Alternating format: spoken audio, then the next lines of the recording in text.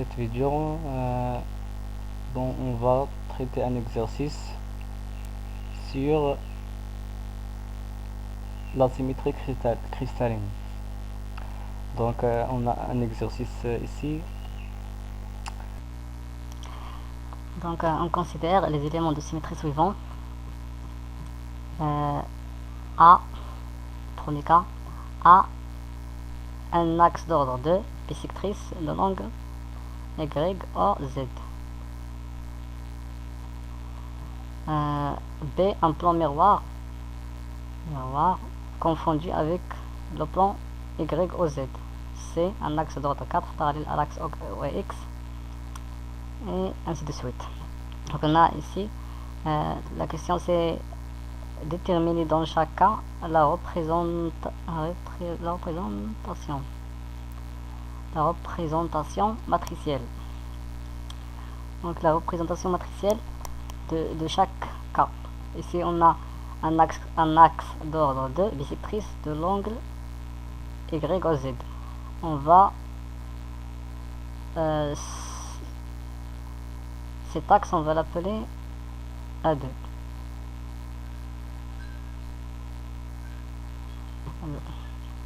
Donc là ici donc X, Y et Z.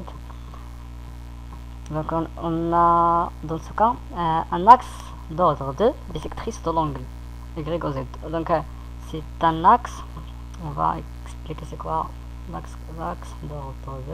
Voilà, par exemple c'est un axe et on fait une rotation comme ça. C'est le centre de la rotation. Si le point est ici, donc son image, on va faire une rotation de pi sur n, donc n ici c'est 2, d'ordre 2, ça veut dire d'ordre n, ça veut dire ici on a d'ordre 2, donc 2 pi sur 2 c'est pi, donc on va faire une rotation de pi.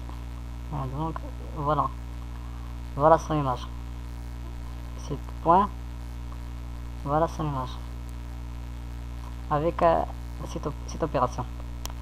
Donc la même chose ici, voilà A2, l'axe d'ordre 2 bisectrice, donc il divise cet angle en deux angles égaux. Donc on a ici cet angle est égal à cet angle, donc la bisectrice. Donc si on prend par exemple un point ici qui a comme coordonnée x 0 0 parce qu'il appartient à l'axe des x, donc y et z est égal à 0, son image avec cet axe, c'est on va faire une rotation autour de cet axe de 180 degrés, donc c'est pi. Donc on va faire comme ça, voilà la rotation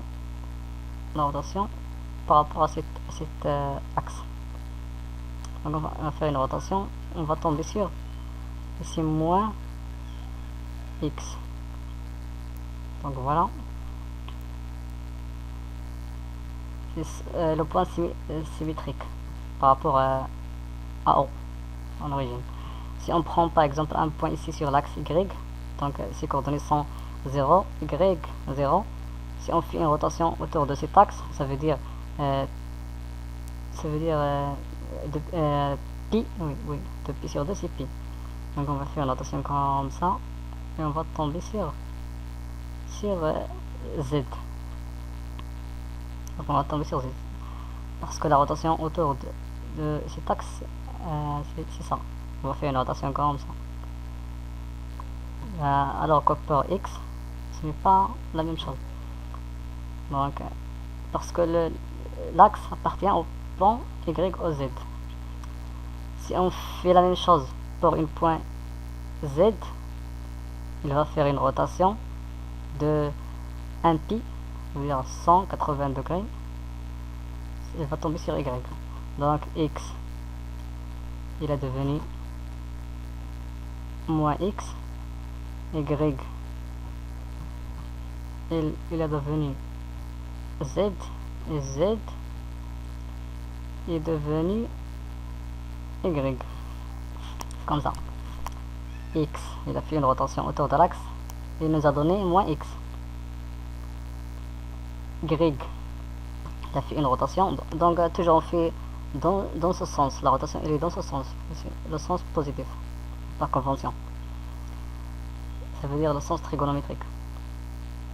Donc X il nous a donné moins X, Y il a fait une rotation, il nous a donné Z, Z fait une rotation, toujours avec un pi, parce que cet axe il est d'ordre 2, 2 pi sur 2, c'est 1 pi. Donc Z il nous donne Y. Donc c'est comme ça qu'on détermine la matrice, mais on n'a pas encore fini. Donc comme ça, si on prend X, Y, Z, il nous donne moins X, Y nous donne Z, et Z nous donne Y. Moins X on le représente comme ça, X bar. Donc X, ici on a selon la composante X, on a moins 1 ou 1 bar. On n'a pas de Y, on n'a pas de Z. Ici on n'a pas de X, pas de Y, mais on a Z. Ici on a Z.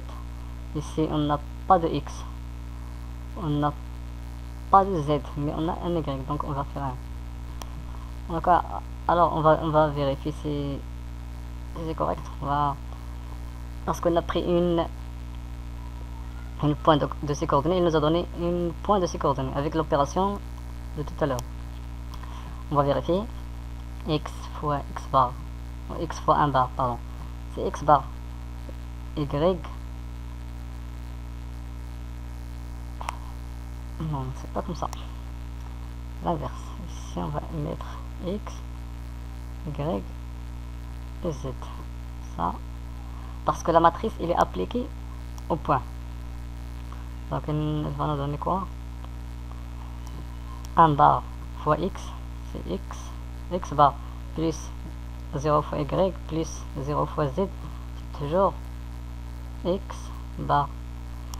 Ici on a 0 fois X, 0, 0 fois Y, 0, 1 fois Z, c'est Z. Ici on a 0 fois X, 0, 1 fois Y, c'est Y, 0 fois Z, c'est 0, donc on a ici Y. Donc c'est le même point. Donc on va voir le deuxième cas. On a un plan miroir confondu avec le plan YOZ.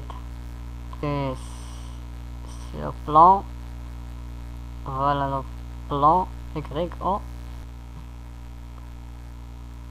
Donc ce plan YOZ est un miroir, on va le considérer comme un miroir. Donc X, si on prend un point X qui est sur le plan, sur l'axe X, toujours on a, comme le cas précédent, on a X 0, 0.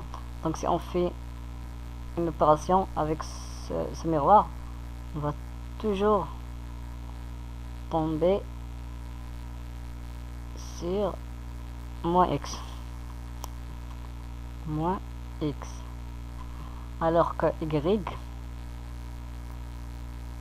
si on fait la symétrie de Y par rapport à ce miroir, c'est la même. Pourquoi? Parce que Y appartient à ce miroir, si on peut dire. Donc ce A2 n'existe plus, c'est la même. Z aussi, parce qu'elle appartient à ce miroir. Donc X est devenu moins X, Y est devenu Y, et Z est devenu Z.